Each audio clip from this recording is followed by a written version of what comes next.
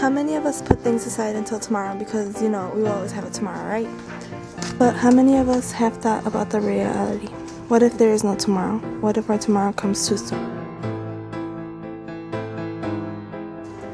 Complete, obliterate silence was all I could hear moments after my uncle moved, on the 4th of July, from his old home to his new home, our hearts.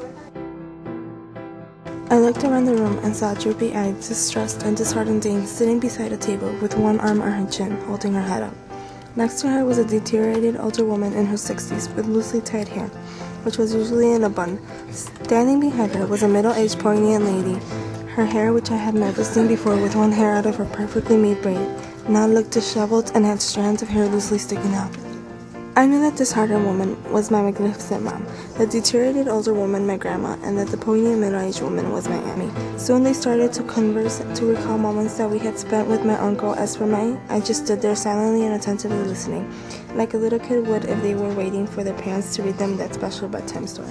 I remember how he would act as impetuous as a kid who didn't listen to his mom, and how he would just wander out of the house to buy himself some hot, greasy, delicious, salty fries that he will share with everyone. Do you remember that all he wanted was to be able to go outside one last time and enjoy God's beauty and inhale the fresh air for the day that he took his first breath?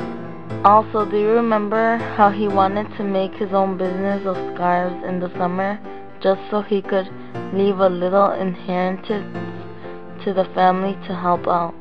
It's incredible how we saw him grow over the last 9 months, and how amazing it was to see him go from a person who could care less to a person who savored every last drop of life that he could grasp.